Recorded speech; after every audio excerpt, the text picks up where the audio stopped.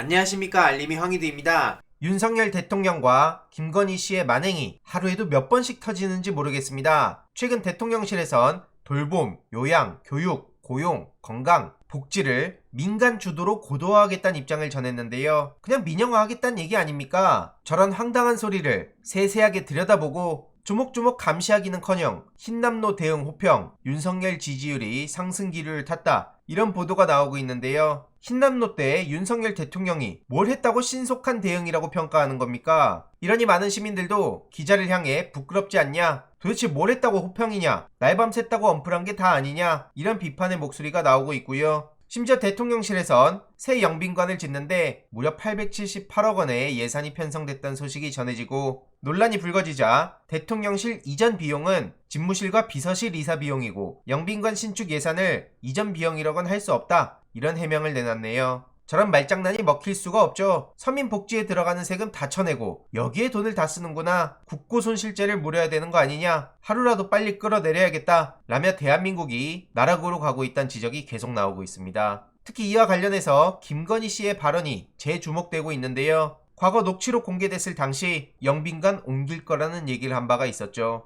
이 또한 많은 비판의 목소리가 나오고 있고요. 어제 뉴스타파에서 도이치 2차 작전 관련한 소식을 전하기도 했습니다. 지난번에도 디테일한 보도를 두고 대통령실에서 황당한 해명을 해서 논란을 더 키우지 않았습니까? 이번에도 어떤 식으로 대응하는지 계속 지켜봐야 된다 생각하고요. 이러니까 특검 여론이 60%를 넘긴 거구나. 주가 조작, 논문 표절 등 빼박인데 왜 김건희 씨는 구속이 안 되는 거냐? 납득할 수 없다, 이런 얘기도 점점 커져갈 수밖에 없죠. 이런 상황이 계속 반복되니 윤건영 의원은 김건희 씨를 두고 아무도 건드릴 수 없는 치해 법권이다, 성역화되어 있다 라고 비판했습니다. 제가 매번 말씀드리지만 성역화 굉장히 중요한 워딩입니다. 이외로도 감성팔이, 불공정, 대깨, 이런 단어 등 깨뜨려야 할 프레임이 많습니다. 아무튼 김건희 장신구 논란을 두고도 오히려 대통령실이 스스로 이슈를 키웠다, 이렇게 꼬집었고요. 왜 이런 문제가 발생했냐? 바로 김건희 씨가 성역화되어 있기 때문에 그런 문제가 생긴 거다 라고 비판한 겁니다. 이해로도 국민대에선 김건희 논문 관련한 자료 제출 명령을 대놓고 무시해서 논란에 휩싸이기도 했는데요. 너무 노골적으로 뻔뻔한 태도를 보이니 보시다시피 판사도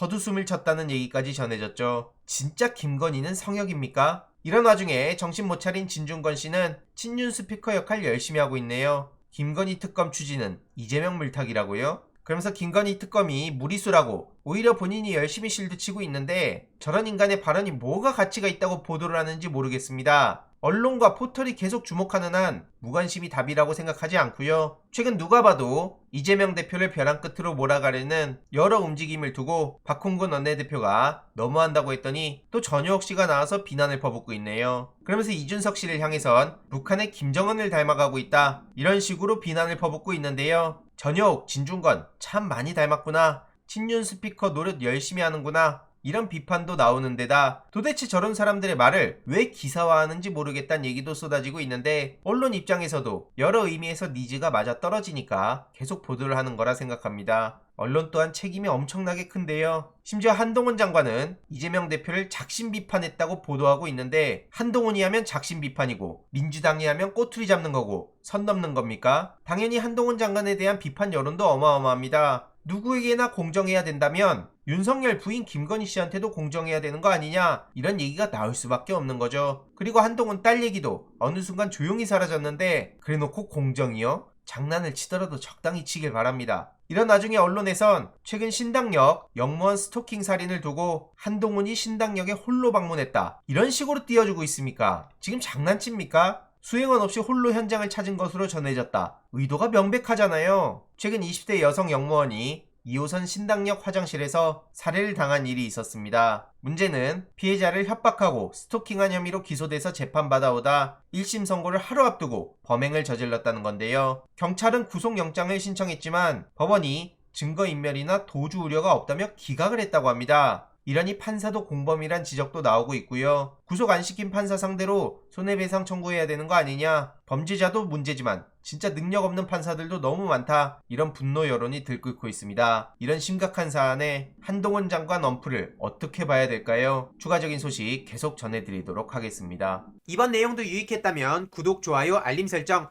멤버십 가입 정말 큰 힘이 된다는 점 말씀드리고 싶습니다. 이번 내용도 주위에 널리 공유 부탁드립니다.